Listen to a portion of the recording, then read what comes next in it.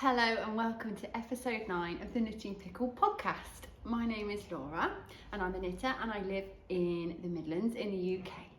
If you have not seen one of my videos before, welcome. This is a knitting podcast all about knitting, not 99.9% about knitting, occasionally about other little crafty things that I've found or been given. And if you have seen my videos before, welcome back. Big hug. Thanks for coming back. It has been a mad few weeks and I've got a lot to talk about. So grab yourself a drink and you're knitting because I've got a feeling we're going to go over an hour today. My children are with my mum today. My husband is at work in London and I have an empty house for the whole day. I've already been out this morning, done some shopping, and now I've got a couple of hours before my mum brings them back to just chill, film this podcast, maybe do some knitting. And honestly, I cannot even begin to describe how happy and how much energy I've had this morning just for having a little break from the kids. I love them with all my heart, but summer holidays have been intense. My children aren't in school yet, but my son's nursery is term time only, so we're on week 4 now, I think, of having the kids full time. And fortunately my mum has retired, so she's able to have them once a week now, which is good. Anyway, so first of all, before we do anything else, I need to say a massive thank you for your support for my launch of the corner set sock pattern.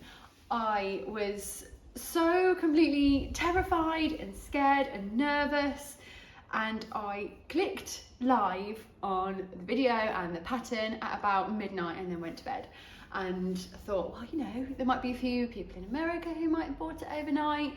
And I woke up and couldn't believe what I saw, and by the end of the day I had smashed all targets. I'd had a certain target that I wanted to try and meet by Christmas, and we reached that in a day, and then we doubled that target in 3 days. And I'm just absolutely blown away that so many of you took a risk with your own money, aeroplane, that so many of you spent your own money and put your faith in me, a brand new designer. You didn't know how good the pattern was going to be, you didn't know if it was going to be good or rubbish. I mean, I really hope you all like it, and I'm super excited to see all my little sock babies coming into the world. There's a few projects on Ravelry now, and I've seen your cast-ons on Instagram. So if you did buy the pattern, thank you so much, and please don't forget to share it with me on Instagram or make a Ravelry project so that I can see what you guys are up to. I was so astounded. I've been on such a high from it ever since.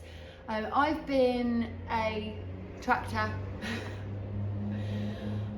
I haven't been a tractor. I've been a stay-at-home mum since I got pregnant with my son, which was nearly 4.5 years ago now. I used to have a calligraphy business, but when I got pregnant I found it very difficult to physically do it because I had this thing in between, and when you're writing and when you're doing a board or something, it was really difficult to do, so I stopped working quite early. So the release of this pattern was the first time I had done something completely for myself that has actually produced some kind of income. And you know, it's only small, it's nothing that you could live off yet, but it's the first step, and it's made me feel really good, and it's kind of reminded me that I need to make the effort to do more things for myself, because it makes me really happy, which makes me a better mum and a better wife and a better person.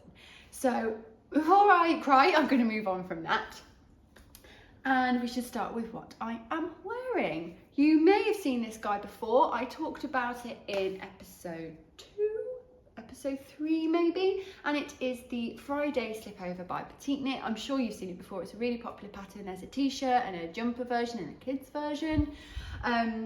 And when I finished it, I wasn't so keen on it because my gauge was really wrong. This was the last time that I didn't gauge swatch for a garment. After finishing this and going through the process of it and having to rip back and redo it, I just ended up with something that is definitely a lot wider than the pattern gives. It's completely my fault. It was my gauge because I was practicing my continental knitting whilst making this, but I didn't gauge swatch before, which was obviously very silly because I should have gone down a needle size or two. And I didn't wear it for a long time because I knew it was wrong, and that annoyed me a little bit. But now we are slowly transitioning into autumn. I've been wearing it quite a lot. I really like it tucked into trousers and like loose out the back, and that way the bagginess works. And it's so good as a transitional piece because it adds a little bit of warmth without you getting like fully hot. It's made from Filcolana Alvetta. I know you're probably sick of hearing about it, in the kind of grey mild colour, and held with the Alsterman Kid Silk mohair. It's been ages since I made it, so I can't remember like the names or whatever, but if you go back to episode 2, all the details are in there. So like I said, we've got a lot to be getting on with today, so we should probably start with finished objects. I don't have any surprise finished objects this episode. I've not snuck in a new cast on and finished it in between episodes like I have done recently. But I have got something that I talked about in the last episode but hadn't cast on yet. And it is my Erna Beanie by Rust Knitwear. This was a test knit, and the test knit is just coming to an end, I think, and the pattern's due to be released early September. And it comes with children's sizes and adult sizes, and I knit the children's size at the time for my son. There was a little bit of tweaking that needed to happen with the pattern, and it turned out that this size was too small for my son, but it's perfect for my daughter, so I'll insert some footage of her wearing it. I filmed her this morning with it on and she did the cutest little sneeze, so I'll include that. It's a broken rib stitch, like a 2x2 broken rib. This is also broken rib, but it's 1x1, and honestly it's one of my favourite stitches in 1x1 and in 2x2.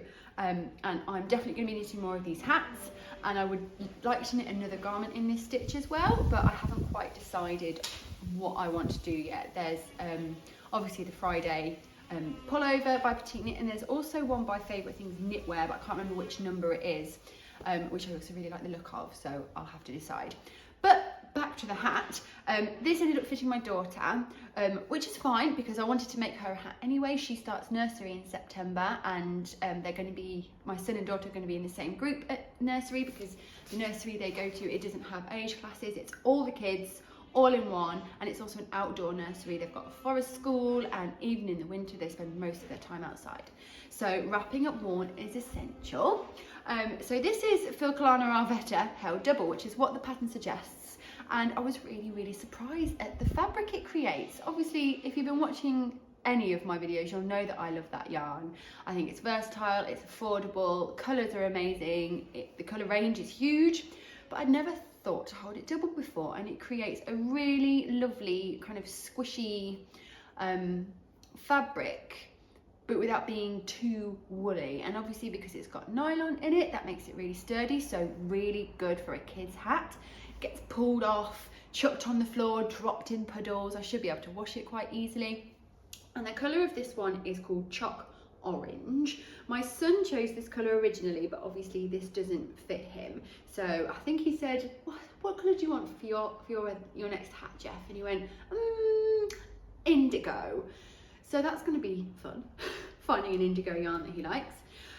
But this will do really well for my daughter for now. It is a triple, oh, this is embarrassing, I haven't weaved my ends in. I'm such an end weaver usually. I don't know why I haven't weaved these ends in yet. It's because I wanted to block it first and dry it, so that I didn't have 3 layers of fabric waiting to dry, because it's a triple folded brim, which is excellent because it means your ears are extra warm.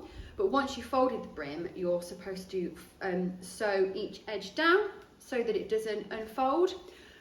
But I think I'm not going to do that, purely because it will mean the hat can grow a little bit with my daughter. I don't think her head is going to get any wider anytime soon. But being able to kind of have a rolled down kind of short brim, or a higher one to cover more of the head, I like that it's a bit more versatile. Whereas with my sons, I probably will sew it in when I make him one.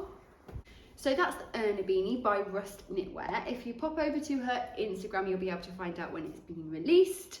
I would like to make one for myself as well, and maybe even one for my husband, so we can have a little family of matching hats.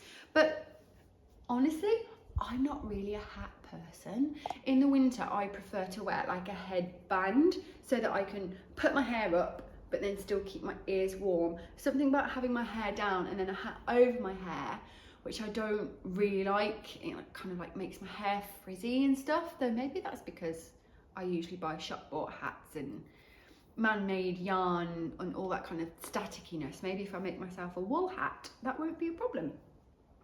One more note on this. I mentioned in my last episode that I was going to use the Cloudborn alpaca fingering for my version of this hat, and one of my lovely viewers in the comments pointed out that that might not be a good idea because alpaca is so drapey, and I knew this but I'd completely forgotten about it, so thank you very much for pointing that out for me. I decided in the end not to use that yarn for this project and save it for something else.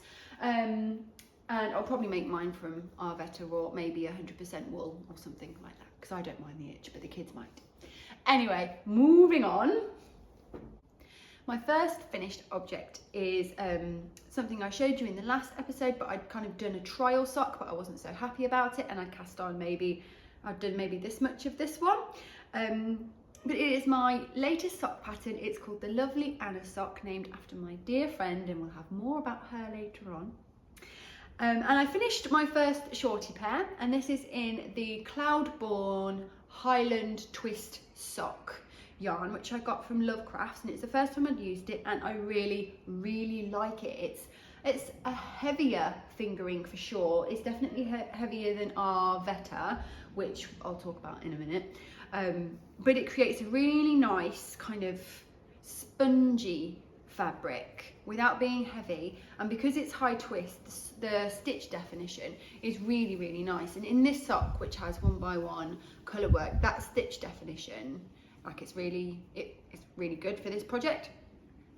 So that's these guys, that's the shorty version, and after I'd finished these, I cast on a longer leg version, which you can see here in some autumn colours. I don't know about you, but autumn is in the air. I can pretty much smell the pumpkin spice lattes. When I went out the house this morning, it was sunny, but it was a little bit windy and a little bit crisp, and the sun has come out a bit more now, and I was thinking about filming in the garden actually, but if you follow me on Instagram, you'll know that it's been a very exciting few days, and we've had lots of combine harvesters and tractors and trailers and hay balers and all these amazing machines going past the house and in the field opposite, so it's quite noisy outside. Also, it's a little bit hazardous to sit in my garden at the moment because we've got a very big apple tree and it's like sit out there at your own risk.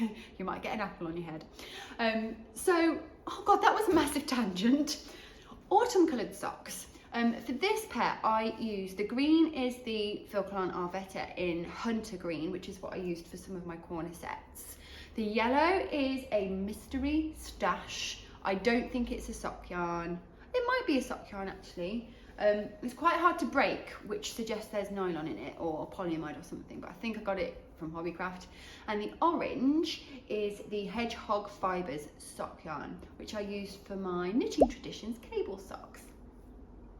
And these guys are like perfect gauge, so I didn't bother to swatch for these, and I also didn't check my gauge after I'd knit a little bit. Normally, once I've knit, you know, a couple of inches or so, I will double check my gauge, and I didn't. Don't know why.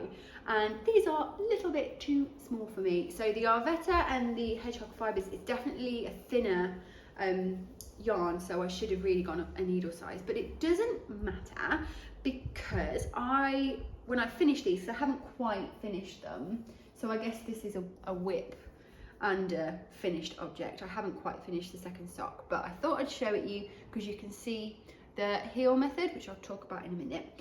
But if they are eligible, I'm pretty sure they are, because they're not shorty, they are longer, but they're not like full length. If they are eligible, I'm going to send them to This Nanny Knits. She is doing a knit along at the moment and is accepting donated socks for the West Midlands Ambulance Service, I think it is, which is funny because I live in the West Midlands. and she is taking donations of sock yarn to give to people to make socks to donate to the staff of the West Midlands Ambulance Service, and she's also taking full socks. So if these are acceptable, I will send these to her, and if they are not acceptable, I'll give them to my mum. So you can see here that the method I've used for this one is the peasant heel method. The corner set socks are a true afterthought heel, but when I tried to do that on my original sock with these, the 1x1 colour work meant that when I picked up the stitches underneath, I got holes. So when I'm picking up the stitches in the direction that I've knit, the 1x1 colour work, it's fine, it stays intact, no holes. But when we turn the sock and pick up the stitches in the opposite direction, it caused some issues. So I had a little try with the peasant heel method and it worked really, really well. So you can see that there. And when I release this pattern, there of course will be a video tutorial for that. You may have spotted that the tutorials for the corner set sock pattern have gone live so that anybody can watch them. And so there will also be accompanying tutorials for this sock. I still need to film them. The test knit for these socks is about to go live. I'm filming on a Thursday and my plan is to contact and send the pattern out to my test knitters on Friday so that they've got the weekend to kind of get going on their socks if they want to. But the videos aren't ready yet. So I will cast on another pair and film them, because to film the tutorial for these I kind of need to knit both socks at the same time. I need to knit to this point so then I can show you how to insert your yarn and then finish the sock and come back to put the heel in. But obviously there's going to be quite a big gap of time between that point of putting the yarn in and actually knitting the heel. So recreating the lighting conditions and the filming setup isn't really realistic. So I need to knit to this point on one sock and then complete the whole sock on the other sock so that I can switch socks, if that makes sense. I think I'm going to do like a pink version just so you can kind of see the versatility of this pattern. Something that was kind of unexpected. I had in mind solids when I designed it, obviously, but then with this one I chose the Hedgehog Fibres Copper Penny sock yarn, which is slightly variegated. It's mainly orange with a hint of green and moments of lighter orange. So when I chose it, I thought, well, I'm going to pick out the green and the lighter colours of the variegated colours in my contrast colours. I am rambly today. It's because I've got so much to say. So you probably won't be able to see very well if I hold it up, but I will of course do a close-up. But there are moments when the orange is really strong, moments when it's a little bit more greeny, and it kind of softens the overall look of the colour work, which is quite different to these guys, and I really like that versatility within this pattern. So I think the next one I'm going to do is going to be like a pinky one. And I was thinking the other day, this is using 3 colours, but there's no reason why you couldn't use as many colours as you want. It could be a scrappy project. You could use up your random little 5-gram balls or your mini skeins or whatever you've got hanging around and create a really cool scrappy rainbow sock. So hopefully one of my testers will do something like that. If not, once it's live, I'm hoping that someone will do a scrappy version. Maybe even I'll do a scrappy version for myself, who knows. But anyway, that's the lovely Erna socks. I'm hoping to release that pattern by the end of September. And all going well, it should be. The corner set sock pattern took a lot longer to create than I anticipated, because I had to kind of work out my branding at the same time. But that's all done now, so I've got like a template for my patterns, and I can just insert my text into that pattern now. So it should be much quicker this time around. My final finished object is currently in the garden because it wasn't quite dry this morning. Oh, it's all warm now from being in the sun. This is, I can't really say it's mine because I don't get to keep this one. But this is the Magnolia Bloom by Camilla Vad. I have talked about this in the last 2 episodes, so I won't go into too much detail. But I thought I would show you the finished garment, and I will pop it on and do a cutaway for you so you can kind of see it on the body. It's a size higher from what I would knit for myself, so don't judge the fit on my body. I would have gone a size down, but this is for my sister who's got bigger boobs than me. So I thought I'd go up and err on the side of caution, because I didn't want it to be too small. It'd probably be better for it to be a bit big than a bit small. And I absolutely love the finished object. I mean, I knew I would. The pattern's stunning, and this one actually looks quite a lot like the original one because it's a similar colour. I used the Drops Alaska and Drops Kid Silk Mohair held together, and I think I ordered either 11 or 12 of these 50-gram balls, and this is all I've got left, so I judged that one bang on. I think I ordered maybe 5 balls of mohair or 4. I will put it in the description box below. Everything I talk about, by the way, will be in the description box below. The yarns I use, the patterns, the colours, all those kind of details. And I've still got 2 balls of this left and this guy, so that's quite a lot of mohair actually. I don't know what I will use it for. We will see. So there you go. It's finished. I've not got a huge amount to say on it. The only thing I'd like to mention is the sleeves. In the pattern, it gives you instructions. You knit the whole sleeve like one width, and then at the end you decrease down and knit the cuff. I won't say numbers because it's a paid for pattern. However, I wasn't that keen on the cuff that it created. It didn't decrease enough in my opinion, and it was left with quite a wide, loose cuff. So in the end, I decreased the stitches by half because I like a really tight cuff, especially with a balloon sleeve. And also, I think I might have knitted my sleeves a little bit too long. I knit it to pattern, and then I think I went a little bit more because it felt really wrong. It felt too short when I was making it. And I thought, oh, it's probably going to grow a little bit, but we'll go longer just to be sure. And the effect you get when you're wearing is it kind of goes over the cuff a little bit like that, which is nice, but isn't something I personally like that much. I find it gets in the way a little bit, so hopefully my sister's got longer arms than me. But I prefer it when a balloon sleeve kind of sits more like that, so you can see the poof but it's not hanging over. So if I knit this again for myself, I'll probably be a little bit more careful with my sleeve length. I did an Italian bind off for all the ribbing, and the length is kind of between cropped and full length. My sister's like me, she likes to wear high-waisted things, so I wanted to give her that option but still be able to tuck it in a little bit. So there you go. It's her birthday on Tuesday, but I'm seeing her on Monday, so this will be in my possession for a few days longer. Hopefully I'll try and get some nice pictures of me wearing it to share on my Instagram. But there you go. I would highly recommend this pattern. The lacework is really lovely. I even enjoy the bobbles, and then you get a nice amount of kind of mindless stockinette afterwards.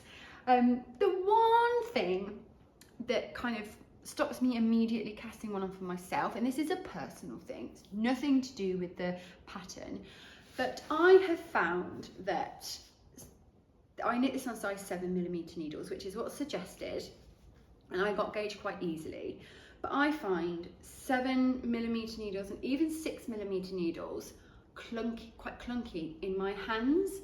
I feel like when I'm knitting on like 4mm or less, or even 5, it feels like a fluid motion, and my actions are quite small.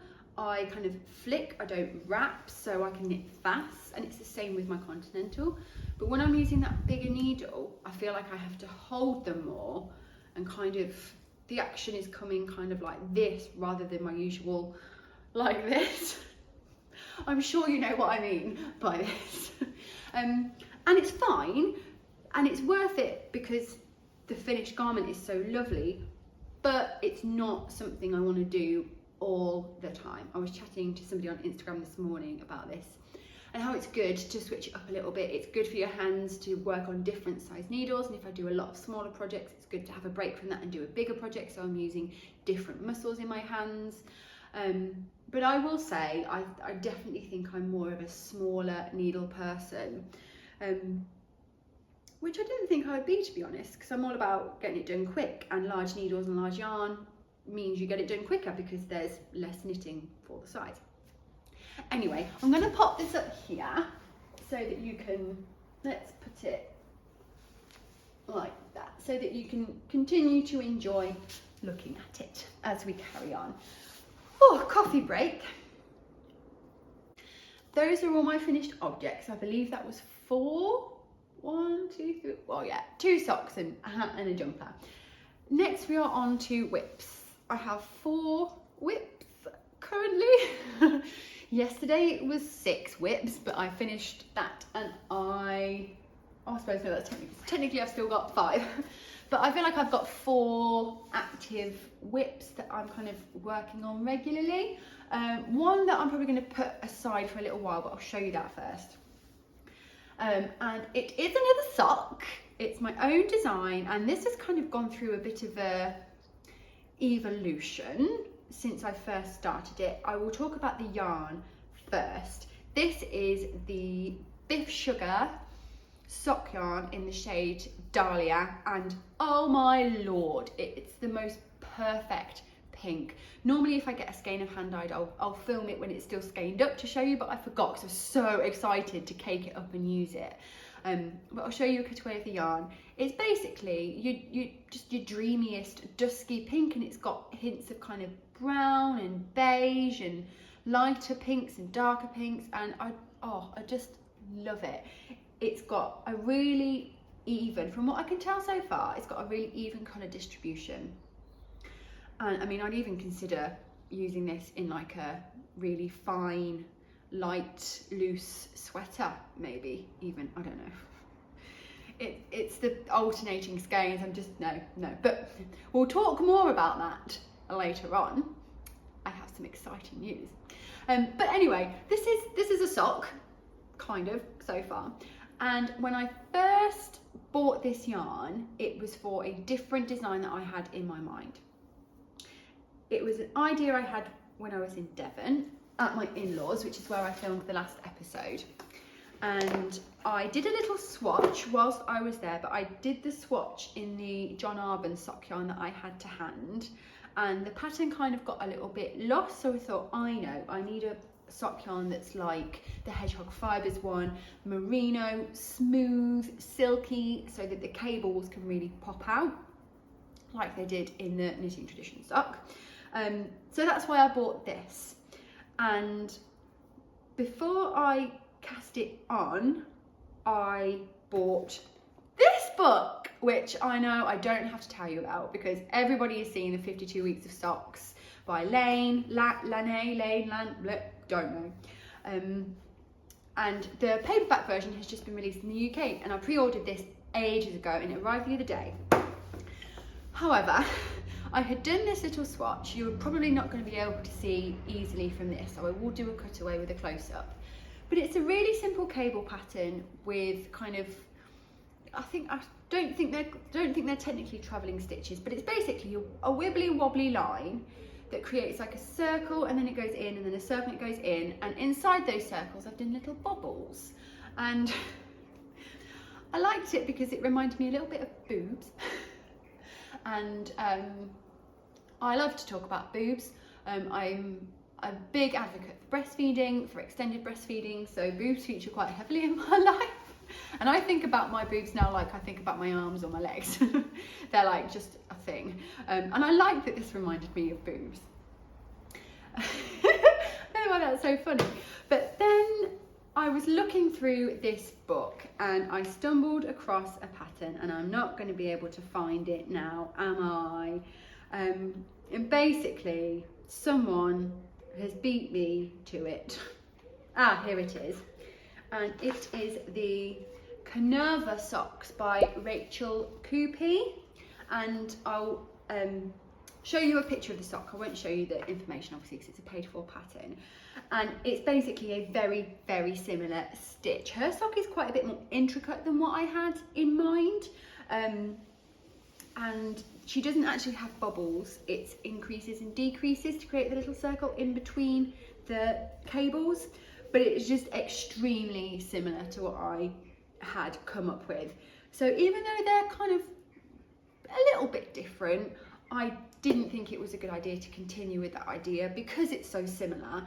And if somebody saw my sock and then saw that sock that already existed, that's already had the work put into it, it's probably better that they go for this pattern rather than mine. I don't know if that makes sense. And obviously I wouldn't want to be accused of like any copying or anything like that. You know, this designer's already had the idea. It's their intellectual property. I think it's fair to leave that intellectual property to that designer. And it's a beautiful sock, and I think I probably will knit it actually. Whilst we're talking about this book, there are quite a few socks in here which I would like to give a go. At the moment I've got so many sock designs in my head, I kind of need to get those out before I can do somebody else's sock pattern. But my one note about this book that I found a little disappointing is that some of the patterns, this one for example, only have a very small picture, and in some cases it's quite difficult to see the details of the sock, which is a bit annoying, but I suppose at least you can go on Instagram and look at the hashtag or on Ravelry and find other pictures. But if I was a designer and my sock only had a tiny little picture, I might be a little bit miffed. But you know, I'm not a publisher. I don't know what works and what doesn't. That's just my humble opinion. But I am really excited to working on some of those socks in those books. But anyway, back to my own personal whip. Cool whip. The original pattern has now evolved to a more of a ribbed cable pattern. I've wanted to make a rib sock for quite a while. I've been thinking about doing maybe a DK or even an Aran weight, like chunky house, warm, cozy rib sock, but I think I'll probably wait until the autumn to work on that. But I also like the idea of doing a 4-ply rib. And then I just chucked in a really simple, cheeky little cable on one of the ribs, and I'll do a close-up because you can't really see from this. But I'm enjoying the progress of this so far. I don't think I've got much else to say on that, to be honest. So yeah, that's another sock design in the working. It hasn't got a name yet, and I will probably come back to this when I have finished designing my other project, which you're going to see in a minute. But to have a little break from the self-design items, let's show you something that isn't my design. Next up we have my, what's it called? My little secret crop. I can never remember which order it is in. And there's also my little summer top and my little secret summer, and there's like loads of different designs by Jessie Maid that have similar names. But this is the little secret crop. And you've probably seen this many times before. I know Kat from Heather and Hops has done. Oh, I do not know what's happened here, but I've managed to lose a load of stitches. I think this is really strange. You see how I've got, these will be the straps and they're on hold, and here's the front straps, which this is currently the strap that I'm working, but one of the back straps has come off the stitch marker. 1, 2, 3, 4, 5, 6, and it's unraveled a little bit. It's easily fixable, but that's annoying. That will probably teach me for using these little markers to hold stitches. They're not the safest, especially with kids around. But anyway, digress. This is the little secret crop, and this sat unknit on for quite a while. I mentioned it a couple of episodes ago. This is the John Arbon Alpaca Supreme Heavy Lace yarn in the shade Morganite, and I originally bought this for a shawl, but I didn't really like the fabric that it was creating on the needles I was using, and also found that it's so soft and luxurious. I kind of wanted to feel that against my skin rather than just like on a shawl over clothes. So I cast this on. I've done one before, but it was an Aran weight, and I didn't really like it. It was too thick to wear underneath clothes, but too kind of short and cropped to wear like on its own. I kind of didn't have the confidence for that. But I wanted to make one that I could wear under my knitwear. And until this morning, I hadn't actually tried this on yet, which is a little bit risky, and it's all right. It fits really snug, which is what I want because I want to wear it as underwear. But I have now realised that I probably could have cast off my back stitches a little looser just to get a little bit more wiggle room across my back. And I've taken some footage of me wearing it over a top, but obviously it hasn't got straps yet. And I don't know why I've stalled on this, and I don't know if you find this, but I quite often put a project down and on hold when it's right at the end. All I've got to do is 2 straps, and I could probably do it in an afternoon or a day, but I just lost my mojo with it completely. And I think it's because I've had a lot of ribbed projects on at the moment. I was working on this, and I was also working on my beanie, which is a rib as well, and I think I just had too much of the same thing on the needles, and the hat took priority because that was a test knit. But I've moved back to this now, and now I tried it on, I've got a little bit more excitement for it. So I think when I'm ready for when I need some telly knitting or some car knitting, I'll probably crack on with these sleeves, because I really would like to be able to wear this throughout the winter under my knits. I probably wouldn't wear it on its own in the summer because it is very cropped on me. The length that I've done, it basically just covers my boobs and that's it. And even though I like the design, I don't think I've got the patience to knit like a full length one, because it's a lot of knit 3, purl 3, and though I'm getting better and quicker at that, it's not my fave. So that's where we are with this guy. I've got to sort out those stitches now. How annoying! How annoying! Next whip, we'll go back to a self-design, and this is something very new and very exciting, and it's a design that literally, well, it felt like it fell out of my head and into existence, which is what happened with the corner set socks. I'd fiddled about with a load of other self-designs, but when I started to make the corner sets, it just happened so organically and so naturally that it was impossible not to work on them, and I was so excited about them and writing the pattern that that's the one that kind of got made first. And that's what happened with this one. I had originally bought this yarn. This is the Filcolana Pernilla or Pania. I don't know which. It's a double L, so I don't know if it's Pernilla or Pania, like tortilla. But it's Peruvian Highland wool in DK weight, and I bought this for my daughter's little red cardigan that I made for a wedding that was in the last episode, and I had loads of it left over, so I thought, I know, I'll order some of the same yarn in white and I'll make her like a Fair Isle Christmas jumper. But then I was struck by an idea, and when the idea comes, I have to get it out of my head into reality as quick as possible before it goes off into the world. And so I just grabbed this yarn and cast it on. This was originally for my daughter, but didn't quite get my estimations right, and it's actually my son's size. And it is this colourwork jumper. I don't really know what to say.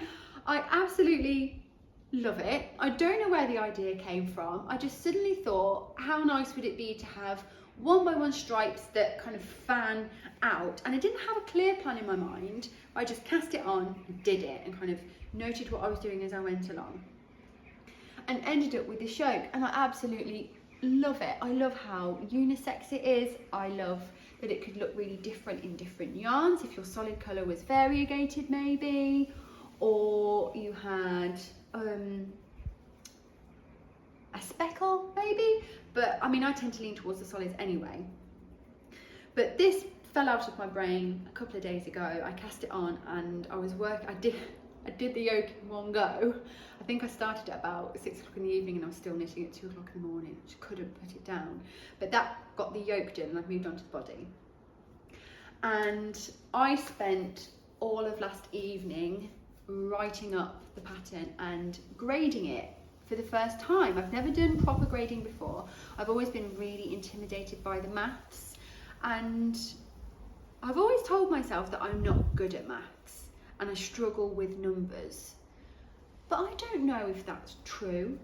When I was a child in primary school, I was really good at maths, and then by the time I kind of got to year 9 GCSE level, I completely lost my confidence with it. And I don't know if that is because I'm actually bad at maths, or because that's around the kind of time that I started to form my issues about my body image and who I am as a person. And I think around that time I kind of put myself in the not very clever box or not intelligent box.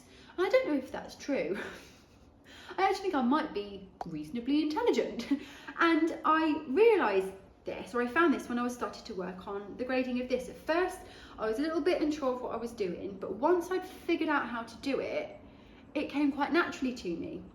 And through the grading process, I realised that this isn't quite right. I could get away with it and it would probably be all right, but I don't know whether to carry on with it or not, knowing that the fit might be slightly off. Basically, I've got too many arm stitches, so I don't know if it would be fine for a balloon sleeve, but I want to do a balloon sleeve version and a straight version, so that you can have like a straight arm if it's for a little boy, or a balloon version if you like for a little girl, or either way round.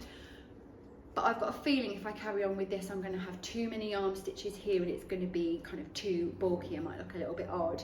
However, I really want to get it finished, so I'm at that up and down kind of phase right now where I know I should just frog it all back and start again, but I don't quite want to. So what I'm going to do is, I've still got a little bit more aeroplane.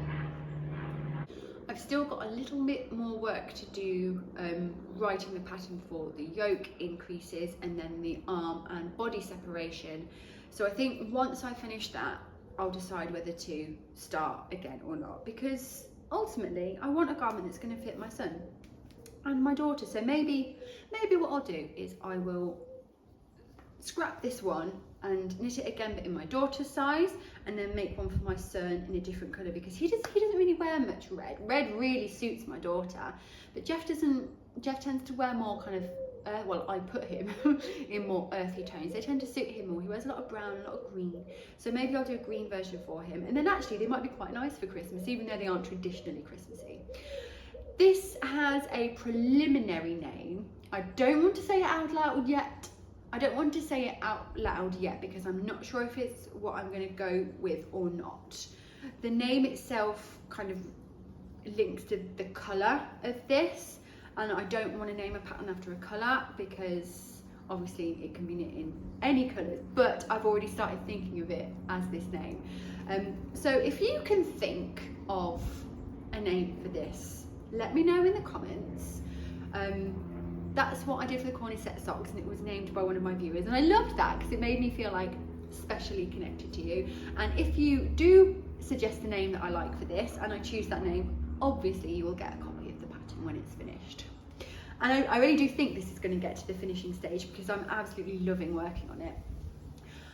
And I do think I will do an adult version as well, because this is something I would really like to wear. I can imagine it in like light and dark grey on a man, or I think I'd quite like it in like a tan browny colour with like a cream or a beige, or maybe like a really bright colour. I really don't know, the possibilities are endless. But we'll move on from this one now because we've been chatting for a little while. So that is my new design, and not my first jumper design. I have finished one version and half finished a second version of a chunky bulky weight jumper which featured in the first episode called the Cedar Lane jumper, and I haven't decided if I'm going to go back to that yet or not. I haven't felt any desire to continue working on it for quite a while, and I don't know if that's because I've fallen out of love with the design or just because it's not been weather appropriate for a while, so I might come back to that, but I think this will be done before that one is done. So if you remember the Cedar Lane jumper, you've been here a while. Right, my final whip. And this is quite a special one actually. It's a first in many ways. It is a jumper that I am making for my mum for either Christmas or her birthday. Her birthday is just after Christmas. And I tend to kind of save the more special things for her birthday. Like I've knit a jumper for my sister for her birthday, but I'll probably just make her socks for Christmas. So I'll probably save this for my mum's birthday unless I cannot wait that long to give it to her and give it to her for Christmas. My mum sent me a picture of a knitted jumper she sent it me on WhatsApp. She'd screenshotted it from Instagram, but didn't tell me, she hadn't noted down who the designer was or what the design was called or where she'd even seen it. So it's like, thanks Mum, that's really, really helpful. So I posted this picture on my Instagram and asked my followers if they knew what it was, and within minutes someone was able to tell me what it was. And it is the Birkin by Caitlin Hunter. Now my mum had sent me a picture that wasn't from the original pattern, it was somebody else's version, and she really, really liked the colours. I can't remember it offhand, but I will insert a picture of the picture my mum sent me and the name of the Instagram account who did it originally, because I take no lawnmower. Oh God. I think I'm going to have to shut the door. Hopefully that's a little bit quieter now. I'm sorry if you can hear the lawnmower, but there's not a lot I can do about it. So yes, I take absolutely no responsibility for this colour combination. I tried to copy the colours as closely as I could because that's what my mum liked. Her version, I assume it's a her, the version that my mum saw was made with Brooklyn tweed, I think, Brooklyn tweed yarn, which is what this pattern recommends. But to get that yarn in this country, it's expensive. And considering there are 5 different colours, 4 of which you only use a small amount, I just couldn't justify that spend because they come in 100-gram skeins, but I need like 10, 20 grams in some cases. So I did a little bit of research and I decided, I should probably show it you first, I'll show it you properly. I have started the yoke. It's a 4-ply colour work jumper with this really beautiful kind of floral leafy design on it. I'm not sure how much you can see there. Obviously I'll do a close-up. But to talk a little bit about the yarn, I did some research and I decided to try the Jameson and Smith Shetland wool. I've wanted to try it for quite a while, and it comes in, how much does this weigh? What have we got here? 25-gram balls, which was perfect. Obviously it's made for colourwork jumpers, so you want little portions of it. So I thought that's perfect. I think it was like £2 a ball, so brilliant price point. Much better than the Brooklyn tweed, but that's, I think, just because of where I live. So I went to Wool Warehouse and I had a little gander, and I managed to find colours that were pretty close to the original. I think originally this colour was a bit more purpley and this was a bit more mustardy, but you kind of generally get the idea. There's a grey as well, and there is also a white, but I just haven't got to that point yet. The colours that I have used are, let's see if I can do this, moss green, light grey, berry wine, natural white, and old gold. I'm not sure how you say it. They're the colours that I've used, and when it first arrived, not gonna lie, I was a little bit like, ooh, that's sheepy. It's very sheepy in its feel and its aroma. And I thought, oh God, is my mum gonna be able to wear this? Is she gonna like it? It's rustic, which personally I really, really like, but I know that my mum has no kind of knowledge of rustic yarns or really, really woolly yarns. She crochets, but she tends to use acrylic or merino. So I know that she hasn't worn anything like this before. So I did a swatch. I haven't got it with me, but I swatched the grey, obviously so I could check my gauge, but also to see how the fabric behaved after it had been washed. And I was a little bit concerned at first that the fabric was quite see-through, but when I washed it, it bloomed beautifully and it also got a lot softer. So I think she'll be all right. And to be honest, she'll probably wear something underneath it anyway. I'm a little bit concerned about the size of the head hole because it's tiny. But again, obviously when I wash and block it, that will stretch. I did as loose as cast on as I could manage. I'm gonna try and put it on over my head without losing my stitches. I can get it on quite easily, but it's like quite tight to the neck, and it's like, I'm hoping that when the whole thing is knit and it's hanging down, it will pull it down a little bit so it's not like literally up here. But what I think I'm going to do, just in case, is wash and block my yoke before I continue with the body and the sleeves. And I've seen this done quite a few times, and I think it's to make sure that the length of the yoke is right. But I just think in this case, I need to know whether that fit around the neck is all right or not. And if it's not okay, I can go up a size, maybe try a different cast on method, just so I've got a bit more room around here. My mum has a very similar frame to me, so I can try it on me and know that I've got a pretty good guess. So we'll see. I've not picked that up for a little while, just because I've had like other things going on, the test knit and the pattern, but I just wanted to get it going because I wanted to see if I could do it. It's mainly 2-strand colour work, but there is 2 sections where there's like about 6 or 7 rows of 3-strand colour work. And that's one of the reasons why I wanted to give it a go, because that's something I've wanted to do for a while. And since doing about 1 million pairs of colour work socks, I've become quite proficient in colour work now. 2-strand, like, I can knit really quickly, and my gauge for colour work is pretty much the same as my gauge for flat vanilla, which is also pretty good. I haven't gone up a needle size for this yoke, and I'm hoping that my gauge is all good. My gauge between this colour work and the body is exactly the same, and this is 1x1 colour work, and that can be quite tight, so I'm hoping I'm hoping the case is the same with this one.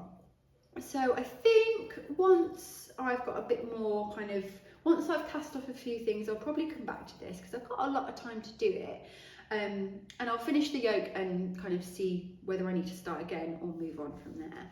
I'm quite intimidated by doing the body and the sleeves in fingering weight because I've never done a full-size adult garment in fingering weight.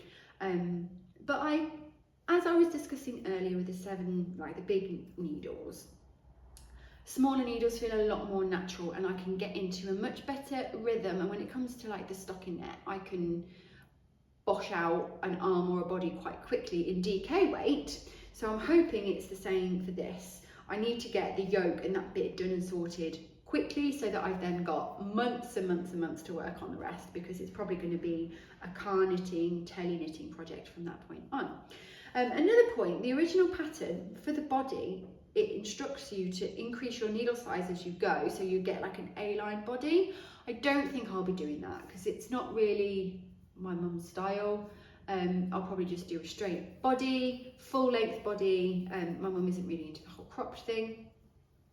So that's the plan for that. Yeah, that brings us to the end of the whips, I think.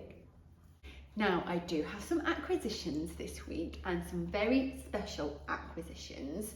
I'll go through them quite quickly, and I would normally say if acquisitions aren't your thing, skip ahead. But one of these acquisitions is particularly interesting. Actually, no, 2 of them are particularly interesting, and you might want to stick around to hear about them.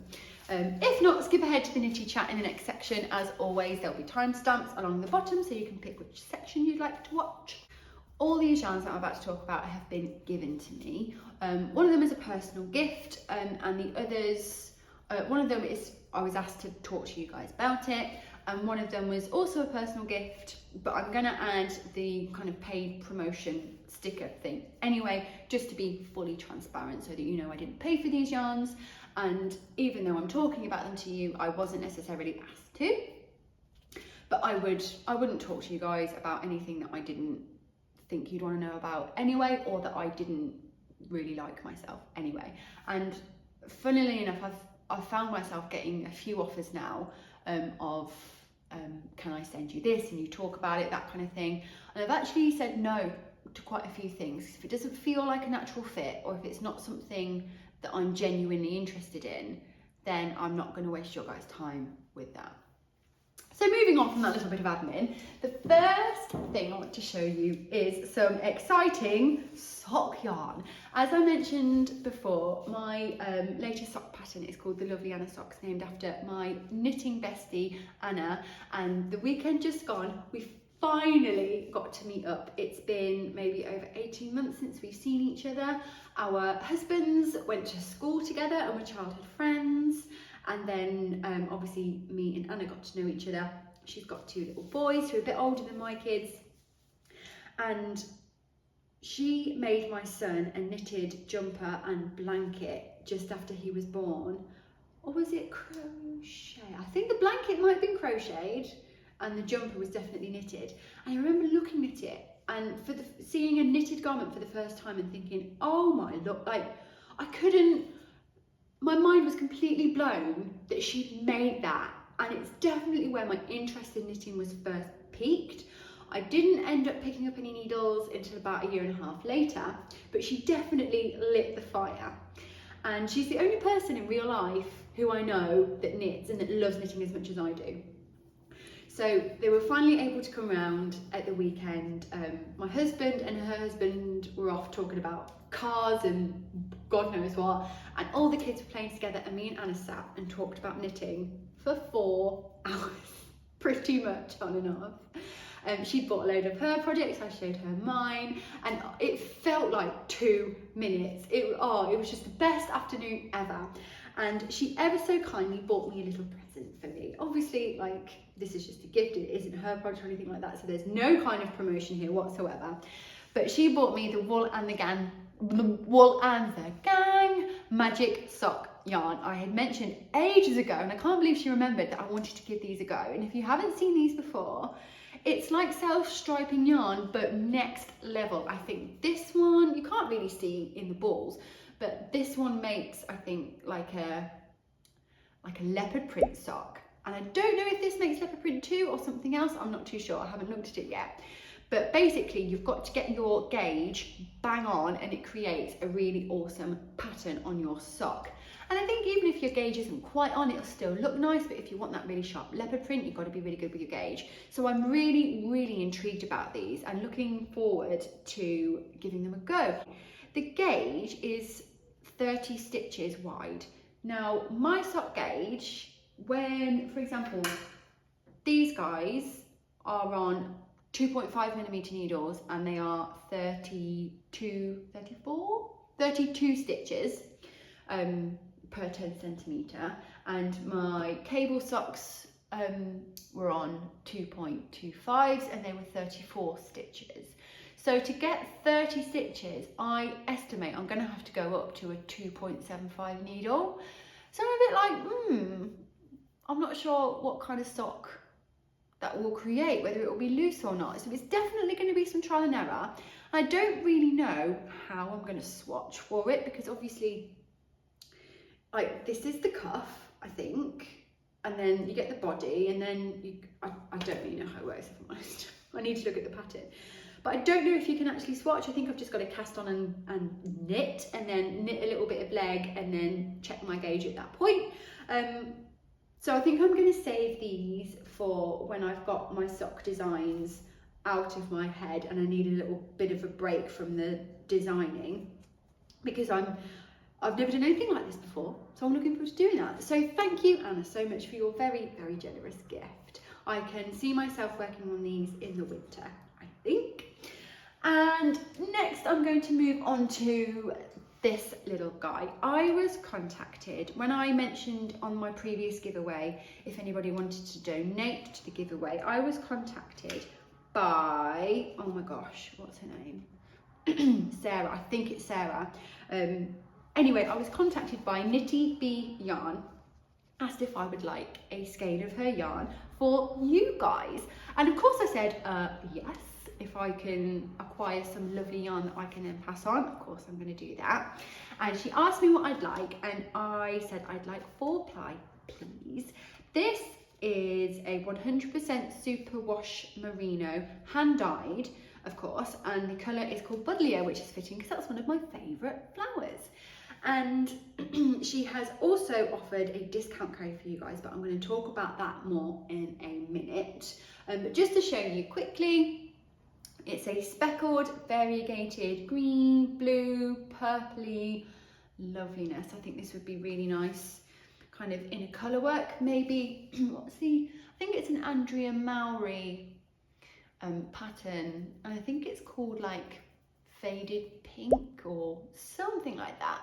Amy Palco has done like a few of them, and she's used variegated and speckled yarns in them, and they look really, really amazing. So that could be really good for that one. Or the ranunculus, of course. You get 400 meters, so you could make a ranunculus with this. But I will talk more about how you can get your hands on this in a little while. The final acquisition I have is possibly the most special thing I've ever been sent in my life. And the day that I received it, I had a really, really bad day with the kids. I was at my wit's end. I didn't know how I was going to get through bedtime. And then there was a knock at the door, and this parcel arrived, and I saw that it was from New Zealand and immediately knew what it was. I've mentioned my wonderful friend Marina from the Strawberry Patches podcast before, and we talk quite a lot on Instagram. I consider her a friend, even though I've never met her in real life. She really feels like a friend to me, and she makes her own yarn, well, she doesn't make, she does hand-dyed yarn, and she sent me some, and I feel so honoured, because normally that's not something I'd really have access to. It's in New Zealand, like shipping it over, it's just not really a thing. So when she asked for my address, super excited and completely blown away by what she sent me. So first of all, we have two skeins. The label fell off this one, hang on a minute. I have two skeins of her Merino Twist. Yes, Merino Twist on Twist 4-ply. It's 100 grams, 338 meters. So not quite long enough for a ranunculus, but Marina said it would be really good for socks. And look how stunning these colours are. This one is called Light Snowflake, yep, and it's this kind of like icy blue that's kind of like got darker tones and lighter tones, and it's that kind of tonal yarn that's not fully variegated, but you've got like subtle shifts in colour, and I think that's my favourite kind of hand dye. So I think this would be absolutely beautiful for socks. And then the same again, but this one is in coral, and this is such a lovely summery kind of fresh bright colour, and again really good for socks. So I think one of these, yeah, definitely at least one of these will be heading to one of you guys. But the main thing I wanted to show you that she sent me is this very special, completely unique, one-of-a-kind yarn. It's a blue, green with hints of yellow and purple speckled, and it is called the Knitting Pickle. Marina dyed this specifically for me. I've got two skeins of it, and she's got two skeins of it, and we're the only people in the world that have it. And I just can't believe that somebody would do that for me, just out of the kindness of their heart. It's so special to me. I cannot decide if I want to just keep it and look at it forever, or use it, and I think I will use it, because it would be a shame for it to just sit there. But I think I'll probably keep it in its skein for a little while. I need to wind up the other one actually, because what I've learned is that the way a hand dyed looks in the skein can be quite different to how it looks caked up. And we've been talking about what we're going to do with it. We were trying to find a pattern that we could both knit. We thought maybe we'll do something for the kids, something for us, and we weren't too sure.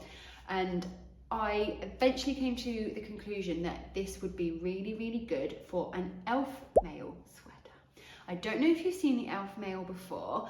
I've seen it on Kat from Heather and Hops has done two, and she's done one in a similar colour to this actually. She calls it her River Elf, I think. And also, funnily enough, Woolly Witchcraft, and I think, is it Summer Knit? I'm not sure, but it's definitely Woolly Witchcraft, is about to do an elf mail KAL. I don't know if it started yet or not, but I thought, well, I mean, that's like 4 signs that I should knit an elf mail. And basically you use a variegated or a speckled yarn and then a solid yarn. And I have no idea how it's created, but it makes this kind of, it looks like chainmail kind of pattern. It's a raglan, it's really simple. And I've been eyeing that pattern up for so long, and I thought, you know what, this will be perfect for that. So that's what I'm going to use this for. Now, as I was chatting to Marina about this stunning yarn that she sent me, she asked me if I would like to do a joint KAL, a knit along. And at first I was like, oh, I've never done one before. I don't really know how they work. I'm a bit scared. But as my life motto is, we don't grow in our comfort zone, I decided I need to step out of my box and just do it. So we were talking about different ideas, different things we could do, and we have decided to do a 4-ply / fingering KAL. It's going to, I think it's going to be called the Strawberry Pickle KAL. Came up with that one myself, thanks. Basically, all throughout September and October, we'll be running a KAL where all you have to do is knit something with 4-ply yarn. We haven't fully ironed out all the rules specifically yet, but it's going to be, you don't have to finish what you're working on. I think it will be, whips are included, but kind of 25% or less kind of thing. So if you've nearly finished the project, that won't be applicable for the KAL, but if you kind of only just cast it on, then that's absolutely fine. So any project using fingering weight yarn, so you could do socks, you could do shawls, you could do garments, you could literally do anything you want, and you don't have to finish it in the time. But I just wanted to bring some attention to this weight yarn. I think a lot of people can sometimes feel a little bit intimidated by fingering because it's so fine and it's such small needles. And so if you've been not sure whether I should or not, here's your opportunity. Cast on a baby hat, try a pair of socks for the first time, and you'll be able to be part of a group of people who are all enjoying this fabulous yarn. We have decided that I am going to run the Instagram side of things, so there will be a hashtag and I will be drawing prizes from the Instagram hashtag, and Marina will be doing a Ravelry group. I am just really not great with Ravelry. I don't really use the community features. I'm trying to learn, but it just doesn't come naturally to me, and I think Marina has hosted KALs over there before, so she knows what she's doing. So you can either go and enter your projects on the Ravelry KAL, or you can enter them on the Instagram hashtag, or both. Doesn't really matter. So I am going to be drawing a winner for September and a winner for October, and I think Marina's going to do the same. And one of the prizes for my side of the KAL will be this lovely yarn, as I mentioned, from Knitty Bee Yarns, and she has also offered a 10% discount for the month of September. So I will leave all the details for that in the description box below. If you want to treat yourself to some hand-dyed yarn, you can go and have a little look at Knitty Bee Yarns and use the discount code that's just for you guys that are watching this video or this channel, I suppose. And I also will be giving away a pattern prize.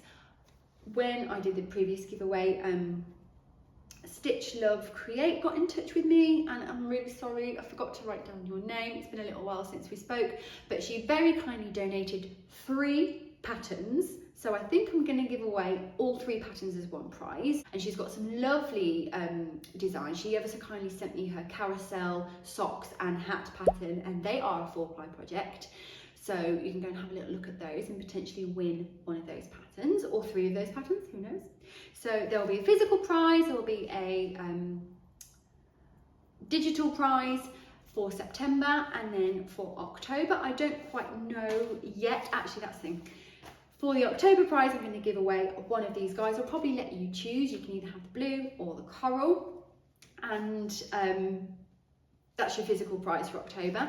And then for the digital prize for October, I don't know yet. It will potentially be my sock patterns, or if you are a designer out there and you would like to donate a pattern, then I would very much appreciate that. So get in touch. So I know that's a little bit all over the shop. That might not sound very clear.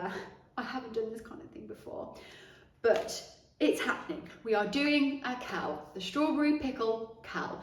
There will probably be more information about it over on my Instagram on the 1st of September when it launches, but I will also do a post in my community tab on YouTube for those who are not on Instagram, and of course there will be a Ravelry group. So there we go. Oh my gosh. I don't know how long I've been recording for. It's definitely been at least an hour. My coffee is cold. Oh yes, also massive thank you once again to Marina. She sent me a lovely card, and she also sent me some New Zealand chocolate. I think they were called Tweets, Whittaker's Tweets, and they were like little individual bars of chocolate that had like popping candy in them. And you know what, to me they tasted like coffee. And I don't know if they're supposed to taste like coffee, and I'd be interested to know if you've tried them before, if you live in New Zealand, if you think they taste like coffee or if that's just like normal New Zealand chocolate. I don't know. But anyway, thank you, Marina. I truly don't deserve it. On to some knitting chat. I do have a few bits to talk about today. Hopefully it won't be too much longer, but I do have some points that I've been meaning to talk about and I've forgotten to talk about in the last episode. I can't remember what episode it was, I can't remember what episode this comment was left on, but one of my viewers left a comment and she was talking about, sorry, I assume it was a she, they were talking about the price of patterns, and specifically the price of small designer. And I can't quote the comment directly, but the general gist of it was they found that they prefer to buy patterns from more well-known designers because they tend to be cheaper. And she asked me what my thoughts were on it and if I could discuss it. And I thought it was really interesting, mainly because it's something that I hadn't noticed. I hadn't noticed that there was a difference between kind of more well-known designers and the price of their patterns and smaller, lesser-known designers and the price of their patterns.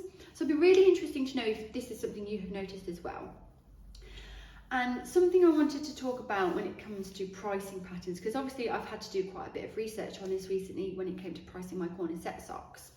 And what I found is the price of patterns, I think personally, depends more on the content of the pattern than it does on the kind of how established the designer is. For example, the corner set socks come in 5 sizes, 3 leg lengths. It's a colour work pattern, so it's charted, and there are support videos as well. That's a lot of work, and I took all that into consideration when I was pricing the sock. Whereas if it was just a simple vanilla sock, I would probably price it a lot less than I did the corner set socks, because there's less information and that kind of thing. And I think the same is true of garments. If you were to have an intricate lace garment, I would expect to pay more than a kind of plain garment. And again, that might just be my opinion. I'm really interested to hear your thoughts, and I think the person that left the comment would be interested to hear your thoughts as well. And another point as well is, if it is true that newer designers tend to charge more for their patterns than more established designers, I don't personally have a problem with that. Maybe that's because I've been through the design process myself and I know just how much work goes into it. I would happily pay a new designer who may have less designs, who is trying to establish a career from it and make it a thing. I'd quite happily give them a little bit more money for their patterns than the petite knits and the knitting for olives, because they are clearly very established and they can probably afford to have their prices a little bit lower because they're selling thousands and thousands of patterns. So if it is a thing, I think I'm all right with that. Obviously that's just preference, and if you prefer to spend less on your patterns, that's totally up to you. It all depends on how much money you have to spend on patterns as well. But it's just a really interesting kind of thought to have, really. So please do share below your thoughts on that subject. The next thing I'd quickly like to discuss and get your thoughts on and your suggestions is This is kind of more for people in the UK. I was contacted on Ravelry by a lovely person who is moving to the UK soon, and she's moving from, they are moving from, I think it's Australia or somewhere far away, and they're basically coming back to the UK to look after their mum, which is so lovely, but they can't bring all their knitting stuff with them, so they need to kind of re-stash once they're in the UK. And she asked me if I could suggest some places where she can get natural UK yarn, so not man-made fibres, non-superwash, and preferably companies who work hard on their environmental impact. And when she asked me, honestly, I couldn't really help her, and I kind of felt a little bit bad because I should know more about that kind of thing. Fortunately, I have you guys to help me with that kind of thing. So if you can recommend some UK based, or even if it's just readily available in the UK, either online or in shops, natural fibered, environmentally friendly yarns, I would really like to hear from them. And then hopefully the person who asked the question, if you're watching, you can read through the comments and see the suggestions. I'll try and do a little roundup of the suggestions in the next episode maybe, so that everyone can find out what the suggestions are. And that would be really great. I realise I'm asking quite a lot of you guys this episode, but I think that's all I have to ask of you. You don't have to let me know what's been tickling your knitting pickle this week because you've already got a lot of homework, and I haven't thought about what's been tickling my pickle. I think generosity has been tickling my knitting pickle this week. Generosity from my lovely friends bringing me gifts and sending me yarn from across the world. Generosity of people putting their faith in me and buying my pattern. And generosity of time. I've had people offering to translate my patterns in their own time. I've had people offering to help me with the grading of my new pattern. I think everyone's just feeling in a giving mood, and I love that. It's definitely tickled my pickle. So finally, my final mention is a recommendation for you. Normally I would suggest a small designer and a podcast, but this time it's all encompassing. I've been meaning to talk about this person for ages, but it just kept slipping my mind. And this lovely creator has a podcast, an Instagram, and they have their own designs, and that is the lovely AnniJuuti Knits. And if you haven't been watching the AnniJuuti Knits podcast, I highly recommend it. She is based in Finland, but her podcast is in English, and she's a mother. She's really chill, she's lovely, and her projects are quite often based in colour work, as are her designs. I'm not sure how many designs she's got on Ravelry, it's less than 10, and she has this knack for these incredible colour work socks, like full leg, not just like repeating patterns. There's like images, there's animals, they've got this really traditional look yet are slightly modern as well, and she's also done some really nice colour work yoke children garments as well, so very much up my streets. I'm all about the socks and the kids garments clearly, but she's definitely way more established at it than I am, and I find her work really inspiring, and obviously her podcast is wonderful as well. So if you haven't seen AnniJuuti yet, then I highly recommend, and I will leave links below to her Ravelry page, her Instagram, and her podcast. So I think that brings us to the end of potentially a very long podcast. Thank you ever so much for watching if you've made it this far. Maybe leave me your favourite emoji so I know you've watched until the end. And I hope you enjoy the rest of your week, and I will see you again soon.